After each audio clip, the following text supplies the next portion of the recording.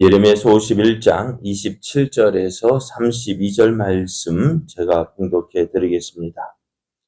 땅에 깃발을 세우며 나라들 가운데 나팔을 불어서 나라들을 동원시켜 불을 치며 아라랏과 민니와 아스그나스 나라를 불러 모아 그를 치며 사무관을 세우고 그를 치되 극성스러운 메뚜기같이 그 말들을 몰아오게 하라.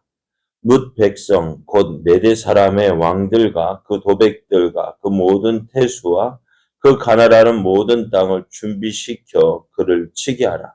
땅이 진동하며 소용돌이 치나니 이는 여호와께서 바벨론을 쳐서 그 땅으로 항폐하여 주민이 없게 할 계획이 섰습니다.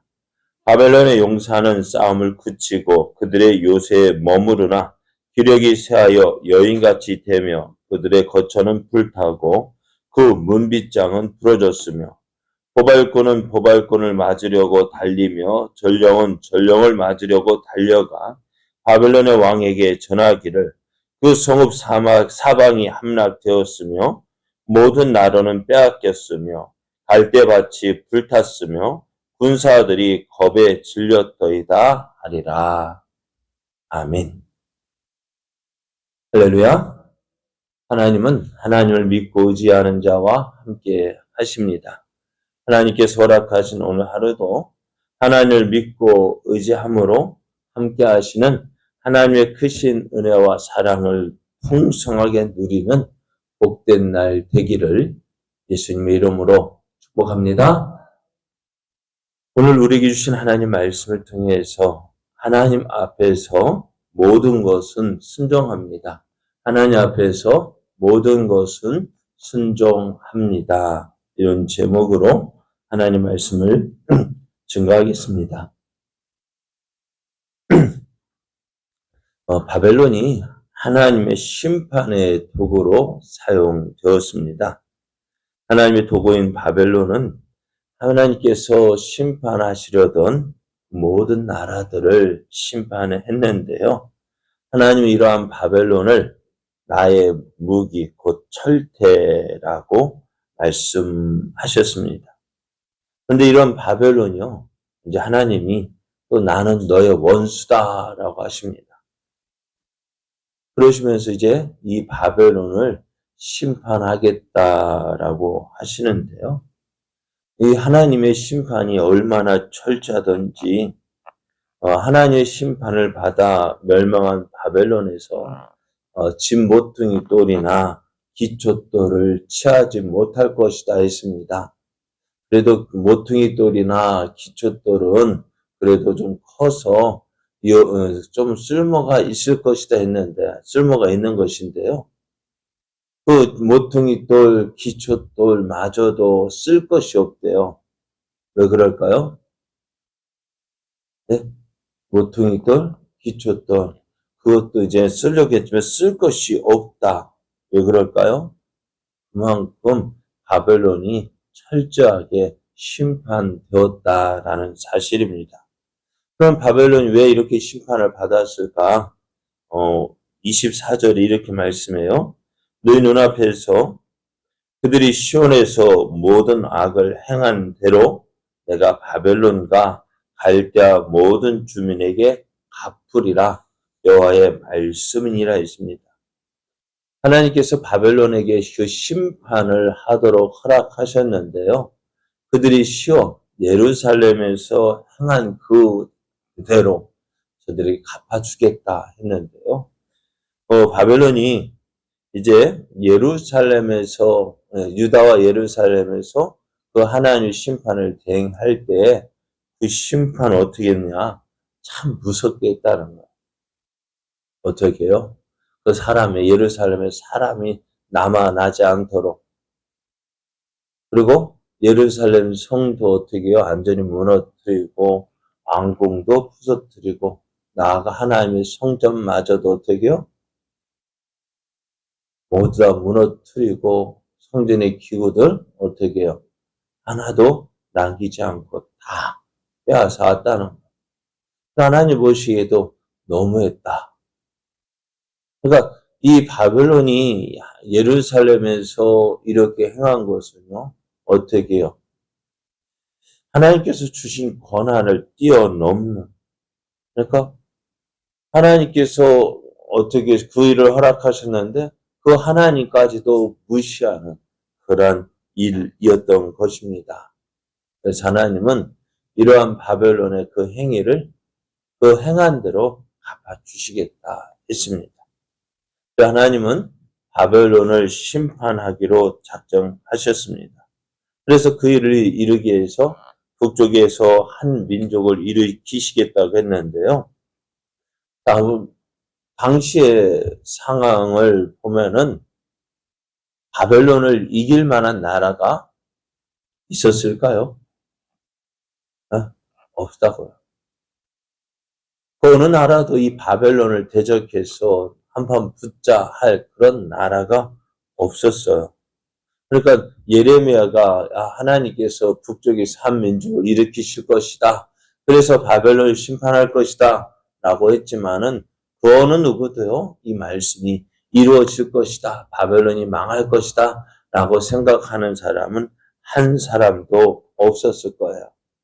그러나 하나님께서 계획하신 그 일들, 바벨론을 심판하실 것이라는 그 일들을 어떻게 이루어가고 계십니다. 27절을 보면은 땅에 깃발을 세우며 나라들 가운데 나팔을 불어서 나라들을 동원시켜 그를 치며 아라랏과 민니에와 아스그나스 나라를 불러 모아 그를 치며 사무관을 세우고 그를 치되 극성스러운 메뚜기 같이 그 말들을 몰아오게 하라 하셔요. 하나님께서 바벨론을 칠 것을 명령하십니다.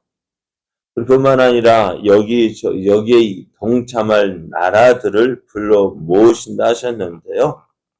하나님은 이 바벨론을 심판하기 위해서 나라들을 구별하여 세우시고 또 이들과 메대가 연합하여서 바벨론을 치도록 하시는데요. 어떻게 이런 일이 일어날 수 있을까?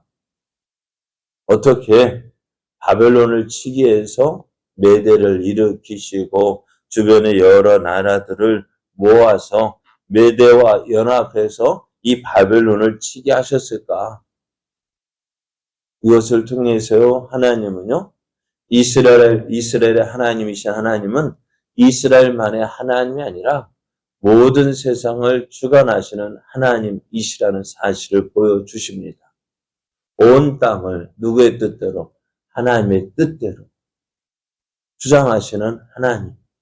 그래서 하나님의 계획하신 모든 것을 이루시는 전능하신 하나님이심을 보여주고 있습니다. 이제 하나님께서 말씀하신 대로 북쪽의 메대인을 중심으로 한 연합군이 모여지고 이 연합군이 이제 바벨론을 공격합니다.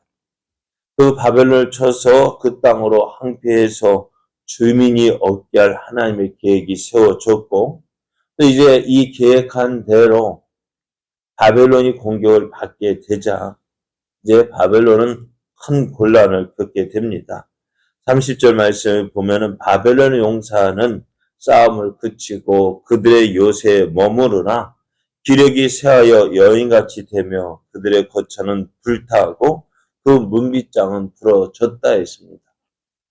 바벨론 용사가 이 메대 군사의 그 연합군의 공격을 받을 때에 그들이 요새에 머물렀지만 어떻게 해요? 그 메대의 그 연합군을 맞서 싸울 수가 없다는 거예요.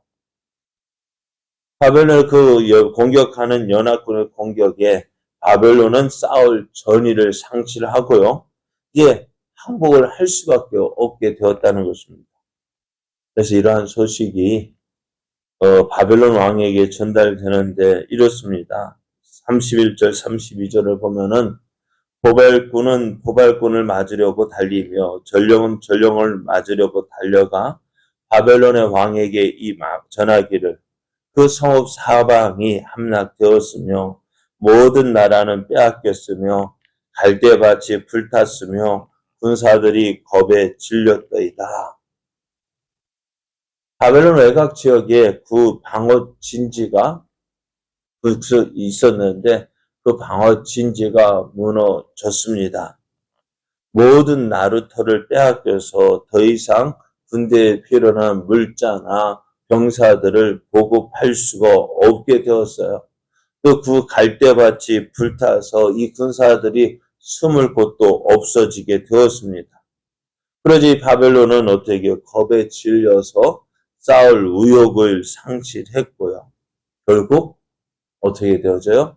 그 바벨론이 망하게 되었다는 것입니다. 세상 그 어느 나라도요, 이 바벨론이 망할 것이다 라고 생각한 사람은 아무도 없었어요. 그러나 한 사람만이 이 말씀을 외치고 있어요. 누가요? 예레미야 선지자가 이 말씀을 외치고 있습니다. 바벨론이 하나님의 심판을 받아서 망할 것이다. 사실 이때는 아직 유다도 망하지 않은 상태에 있었습니다. 유다도 망하지 않았고요. 그럼에도 유다도 망하지 않았는데 유다가 바벨론에 망할 것이고 또 그 바벨론을 멸망시킨 그 유다를 멸망시킨 바벨론이 하나님의 심판을 받아 망할 것이다 하면 어느 누가 믿겠어요? 유다도 아직 망하지 않았는데 유다가 바벨론에서 망한대요. 이것도 믿기 힘든 일이잖아요. 그죠? 유다가 바벨론에 의해서 망할 것이라는 이 말도 믿기 힘든 일인데 그 유다를 멸망시킬 그 바벨론이 망한다. 어느 누가 믿겠습니까? 당시 바벨론은 그 어느 나라도 이 바벨론과 대적해서 싸울 나라가 없기 때문에 그렇습니다. 그런데요, 이러한 바벨론이라 할지라도 하나님 앞에서는요, 어찌 될까요? 그 하나님 말씀대로 되어지는 것입니다. 우리가 참 많은 것들을 의지하죠. 하나님을 믿는다고 하지만은 실제로 우리 삶을 돌아보면은 믿는 것들이 하나님보다도 더 의지하는 것들 있죠. 어리석은 부자처럼 내가 가지고 있는 것들이 나를 지켜줄 것이다. 나를 보호해 줄 것이다. 그렇게 생각하기도 하고요. 그래서 많이 가진 사람을 부러워하기도 하고요. 그렇지 못한 나는 아무것도 아닌 것처럼 생각하게 되어지잖아요. 그래서 우리가 누구를 부러워해요? 다른 사람. 야, 좋겠다. 그러지 않아요? 그러니까 부자들은 아무 염려가 없고 걱정 없고 또 병도 나지 않고 네? 모든 하는 것 계획하는 대로 다 이루어지는 것 같잖아요. 그러니까 아삽이라는 시인도 어떻게 해요? 그것을 보고서 어떻게 해요? 야, 하나님을 믿는 나는 이렇게 힘들고 어렵고 괴롭고 참 이렇게 힘들게 하루하루를 지나는데 저 하나님 없이 살아가는 저 사람들은 아무 걱정도 없고 병도 걸리지 않고 문제도 없고 하는 것마다 잘 되는 것 같아 보여요. 그러니 어떻게 해서 내가 믿음 생활 잘하는 것인지 정말 하나님 없이 사는 사람 참 부럽잖아요. 안 그래요? 네? 뭐 안 부러우면서 부러우니까 맨날 그렇게 하잖아. 그잖아요. 그럼 나는 이렇게 힘들고 어렵고 괴로운. 그러니까 나도 어떻게 보면 하나님을 따라볼까? 저들처럼 살아볼까? 그런데 이 아삽이 언제 그 하나님을 믿기를 잘했다라고 생각되어지느냐? 마지막 끝을 보니까 하나님 없이 살아가는 저들 단숨에 어떻게 망하는 거예요. 단칼에 망하는 거예요. 그리고 끝날 저들이 이 땅에서 아무리 잘 먹고 잘 살았다 한들 어찌 돼요? 하나님 없는 저들은 망할 수밖에 없어요. 그래 결코 저들이 부러워할 대상이 아니라 하나님 없는 저들 결코 부러울 것이 아니에요. 오늘 바벨론 보십시오.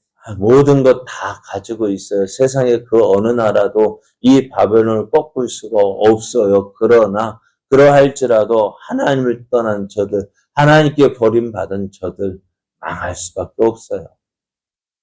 그러면 오늘 내가 아무것도 가지지 못한 자 같은 나지만 하나님을 믿는 나, 하나님 함께하는 나, 어떨까요? 모든 것을 가진 사람보다 더 많은 것을 가진 사람이라는 사실입니다. 저는 바벨론은 망할 수밖에 없지만, 그러나 하나님을 믿고 하나님의 분깃된 나, 하나님의 소유된 나는 하나님께서 지켜주시고 보호해 주신다는 사실입니다. 오늘 이 사실을 믿고요. 바벨론, 네가 아무리 많은 것 가졌다 한들 망할 수밖에 없지만 나는 어떻다고요? 하나님의 소유된 나, 하나님의 소유된 백성인 나 망할 수가 없습니다. 이 사실을 깨닫고요. 오늘 하나님을 믿고 하나님 의지하고 힘들고 어렵다 할지라도 그 오늘이 아니라 내일 하나님 앞에 서는 그날 우리가 누리게 될 그 놀라운 복과 은혜 기대하면서 오늘 우리에게 주어진 이 믿음의 길 끝까지 잘 달려가는 또 믿음의 사람 되어지기를 예수님의 이름으로 축복합니다.